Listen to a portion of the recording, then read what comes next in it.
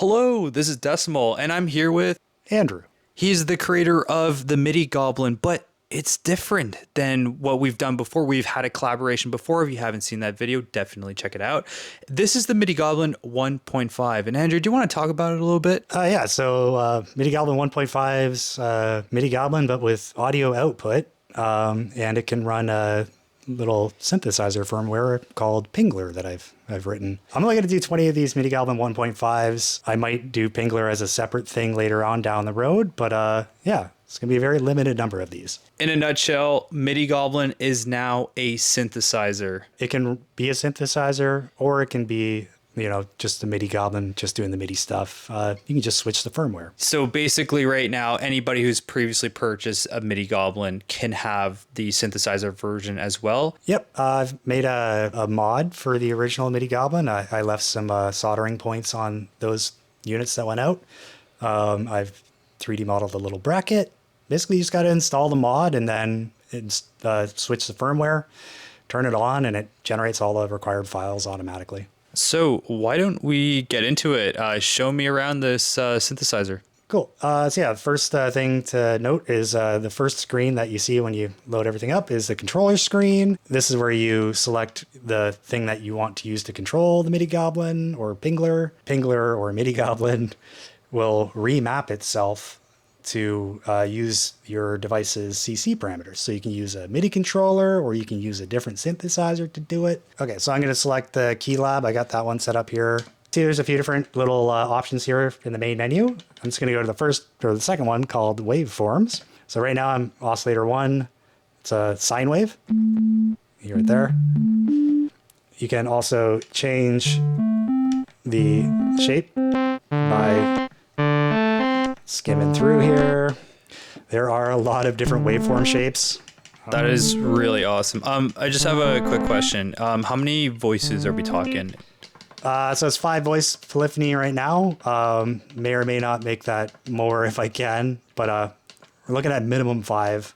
But also dual waveform. So you can add a second oscillator in there too.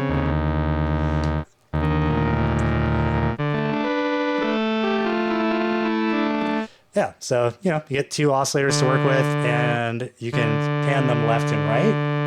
So, and the more that you pan them, it's kind of hard to hear, but you get like a little bit of interference when you kind of pan them closer together. So basically you can have one oscillator be focused more on the left channel and another oscillator more on the right and sort of blend them. Yeah, they both kind of naturally blend automatically. But also, I'm just going to turn down oscillator 2 for a second so you can get a better view of this. You can change the bit rate of each oscillator too. So if you just press the yes or no button and press no, that went down to 8-bit. No again, 4-bit. So yeah, you can get really retro sounding stuff from that, I can see. Yeah, and you can, blend the other oscillator in there as well. You can change the bit rate of the second one up and down as well. Wait, so you can have 2 different oscillator bit rates at the same time. I just kind of made this just not really knowing how, other synth companies do this type of stuff, and also just not owning very many synths of my own. So I was like, this feels right. So yeah, you can do that and then, change the waveforms as well. But you can also do... I'm going to go to oscillator 1, mix out 2 for a second. Bring it back up to that. Oscillator 2. Let's make it kind of like it's not a super saw, it's that other type of saw. You can actually mix in a third wave, so it's like a phantom third oscillator. It's not really an oscillator, it's kind of derived, it's an average of the 2. If you're listening to this in stereo, you can hear it. But yeah, it's like a centered third sort of waveform, I guess you could say. It's almost like it's almost like a mix. Yeah, it's a mix. It's like an average mix wave that you just kind of jam in the middle. It's kind of useful. And then you can also change the alignment of the second oscillator as well manually. So if you turn, you can change it so it kind of wraps around the first oscillator. If you're listening to that in stereo, you can hear it pretty well. But I've got this other feature. It's called phase wrap, and it's variable speeds, and it just does it automatically. And it shows a visualization of it. It continues to, do the phase wrapping and plays the animation so long as notes are being played. So if there's voices singing, it'll continue to do that. If you hear some clipping, it's sort of unintentional, but also kind of intentional because I don't mind clipping.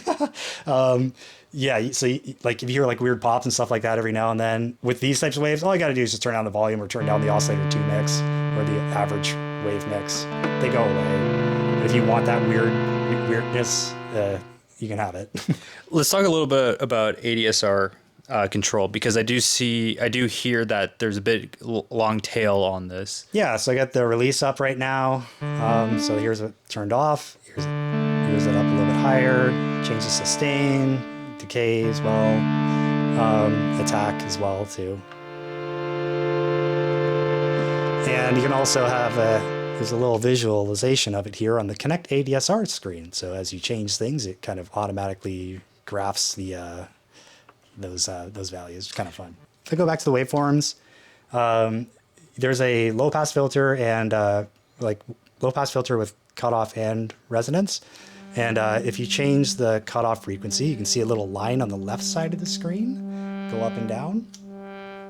And then the resonance is the right side.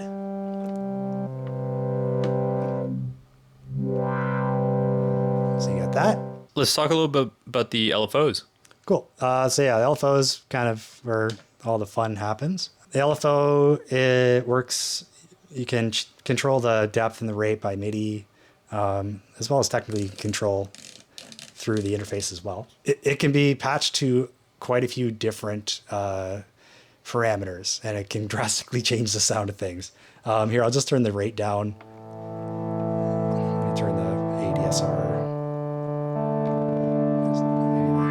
Filter. Okay, so here's the Oscillator 1 pitch.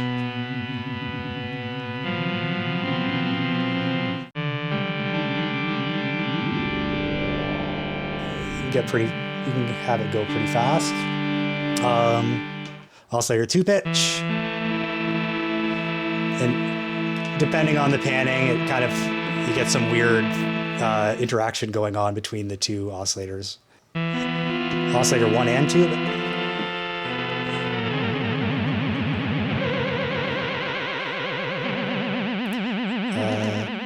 Crossfading between the two. This is a fun idea. It's like the LFO affects oscillator 1 and 2, and it kind of switches between them. And as it's switching, it affects one less than the other. Very subtle. Could you map, like, let's say, any of the ADSR values to the LFO, maybe the filter to the LFO? Yeah, like you can connect the ADSR to quite a few different parameters. LFO depth is one of them. So here I'll do this and then set it to the LFO depth. So I've got a really big, long attack on this one. So you hear the LFO kick in as time goes on.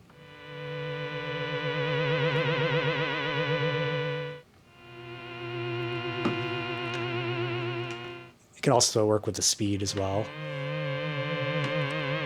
I should probably put on one of the better LFO points. Turns out pitch is just really boring. But this one's kind of cool.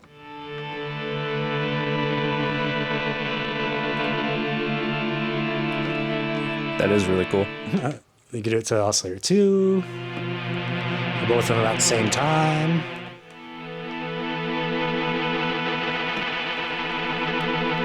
You can crossfade between them.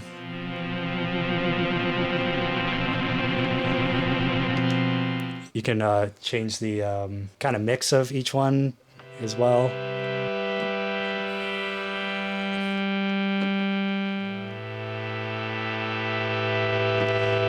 That's really cool.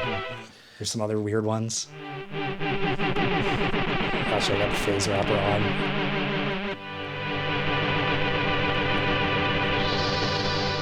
One thing I should mention though about the LFO is that just like the oscillators, it's got a gajillion different waveforms you can choose from. So another question that people are probably going to ask, are there any effects? There are 0 effects. You can kind of shape the waves to be the effect essentially. You don't really need an effect as far as I can tell. Like you definitely, there is something to be said for effects, but the way that you can kind of model and shape the waves and the way the LFO and the ADSR interact with your oscillator waveforms kind of inherently become the effects. I completely agree. I was going to say that when you had certain settings on the ADSR, it sounded like there was reverb on it, even though I knew the answer to the question before I asked it, but it doesn't need it. It sounded like there was already a reverb on it. Yeah, because like it's kind of how reverb or tremolo, that's how they kind of work already. All right, so yeah, I'm just going to show you the controller real quick. It's basically the same as the Midi Goblin's controller, except so it's showing the name of the parameter, the MIDI CC number, and then the value. So volume, changing the volume here. You can see go up and down. The ones that say NA next to them are ones that haven't been mapped. So this controller only has this many knobs and sliders, and there's 25 parameters or 26, so they're not mapped. And if you want to change a parameter that's not mapped in the app, you can do that using this. But it also has kind of like a smart MIDI learn thing where if you send it a MIDI CC message that doesn't match anything on its list, it just automatically maps. So you can control any parameter with one slider. So I've got some patches made up. Yeah, you can save and load patches as well. I haven't really set a hard limit on the number of patches that you can save and load. Probably around 200. Has to do with sorting, essentially being really difficult on a tiny little microcontroller like this. Oh yeah, also one last thing, the LFO. You can change the bitrate of the LFO too.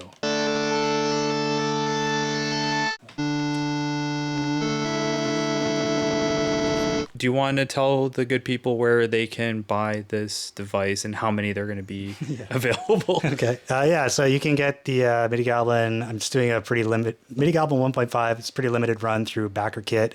So if you already own a Midi Goblin, you can just install the mod. If you want to buy Midi Goblin 1.5 and not have to worry about the mod, you can get it through BackerKit.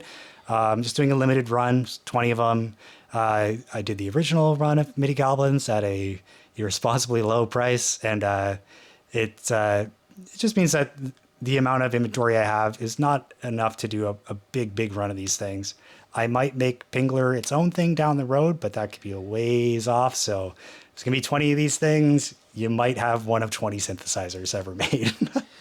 All right, so I want you guys to check out Andrew's channel called Midi Goblin. Definitely support him on there. Check out and get the Midi Goblin 1.5. I'll put all those links in the description and on a pinned comment.